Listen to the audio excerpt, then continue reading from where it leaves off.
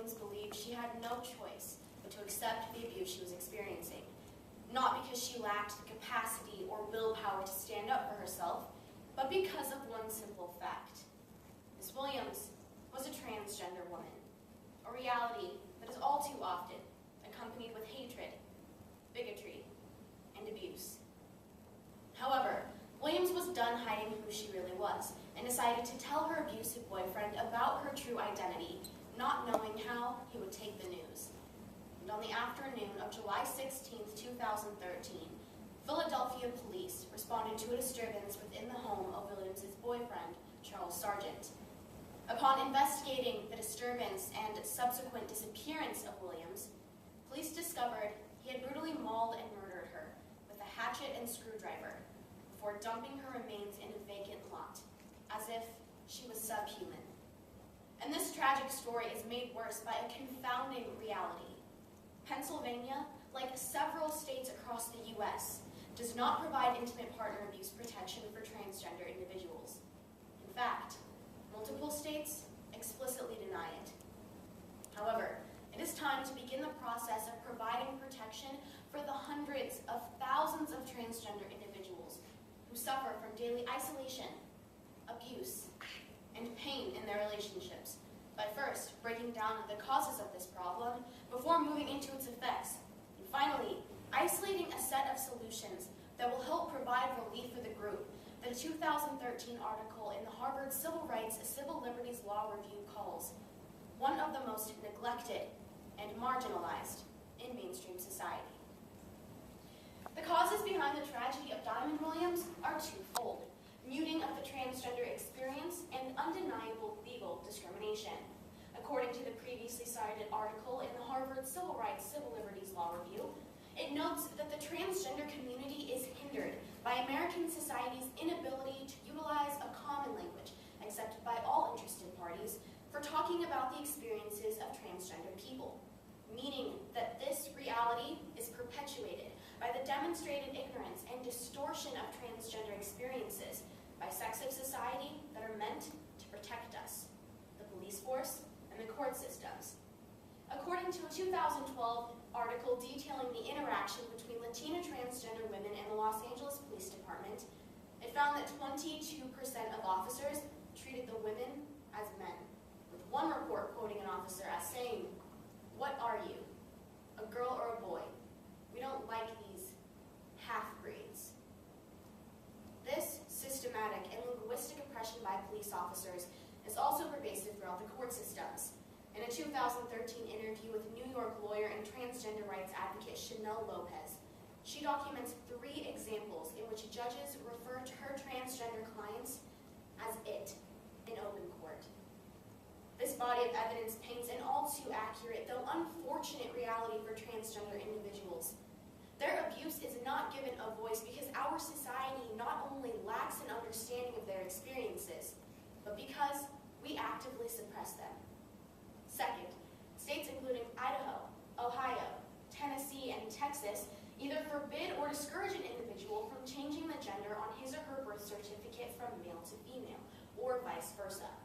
This is devastating for a transgender individual who's trying to seek relief from abuse because it means that they are legally recognized as being in a same-sex relationship, which not only affords them even less legal protection, but dehumanizes them by denying that the transgender experience even exists.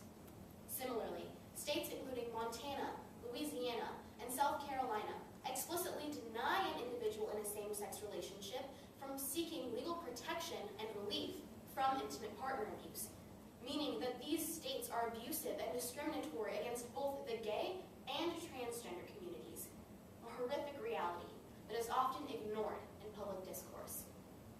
As you can see, the institutionalized barriers and systematic discrimination of transgender individuals is imprinted into state legal codes from coast to coast.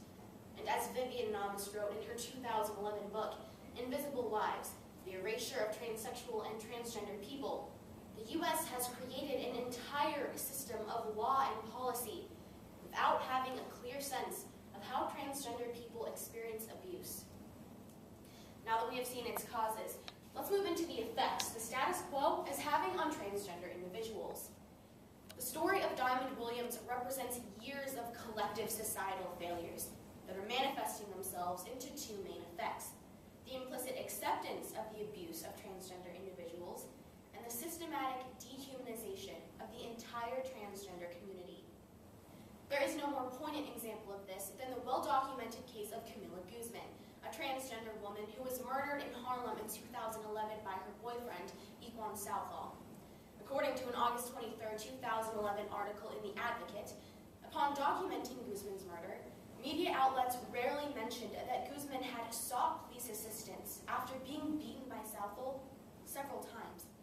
The Advocate continues, saying that Guzman had appeared at the police precinct with visible physical injuries, and yet the police refused to investigate her claims. And unfortunately, Guzman is not alone. According to a 2009 survey done by the National Coalition of Anti-Violence Programs, 37% of transgender women reported physical abuse between the years of 2008 and 2009, with 44% of them being abused by an intimate partner. Among transgender men, 27% reported physical abuse during the same time frame, with 30% of them being abused by an intimate partner. These shockingly high levels of intimate partner abuse are both institutionalized and cyclical, which is leading to the dehumanization of these suffering individuals. And even worse, a contributing factor to this cycle of abuse? Domestic abuse shelters. According to the 2011 National Transgender Discrimination Survey, 55% of transgender people reported being physically harassed by shelter staff, and 22% reported being sexually assaulted by shelter staff or residents. Imagine the impact of this reality. You are a transgender woman being subjected to excruciating physical and psychological abuse. To escape this torture, you turn to where society has conditioned you to believe will be safe, a domestic abuse shelter. But what are you likely to experience there? More abuse, more pain, and more violence. You have heard the statistics, and they point to a life of humiliation and abuse at the hands of your intimate partner, police officers, judges, lawyers, and even domestic abuse shelter workers and residents. This status quo is unacceptable, and if we truly wish to uphold the sanctity of all human life, it must be changed. Now that we have seen its effects, let's outline a three-part solution that with proper implementation will prevent tragedies similar to Diamond Williams and Camila Guzman from occurring ever again. To ensure this happens, I propose first that all state laws be rewritten to allow individuals to be legally recognized by the gender in which they affirm. Second, any state that has a law that denies an individual in a same-sex relationship from seeking legal protection should be abolished. In their place, I propose Congress pass a bill that clearly and distinctly provides intimate partner abuse protection for transgender individuals. Passing this national law will ensure that each and every state possess this dire legal protection. And finally, I advocate for the creation of domestic abuse shelters designed specifically for the transgender community. Staff at these shelters will undergo specialized training in regards to all aspects of transgender abuse. This will prepare them to protect and care for the unique experiences of these suffering individuals. However, these proposals will remain only empty ideas without the unified and widespread support from people like you. Therefore, I'm starting the hashtag on Facebook and Twitter, Trans Shouldn't Hurt, in order to raise the necessary amount of awareness on this human tragedy. Please use, share, and retweet this hashtag. With your help, we can begin rectifying this human tragedy that's persisted for far too long. Today, we have outlined the causes, effects, and potential solutions for putting an end to the intimate partner abuse of transgender individuals. Every bruise, every cut, and every blow Diamond Williams endured from Charles Sargent should serve as passionate inspiration for us to put an end to this epidemic. So I ask each one of you here today to support an America that values the physical and psychological well-being of each of its citizens and protects them from pain, violence, discrimination, and hate.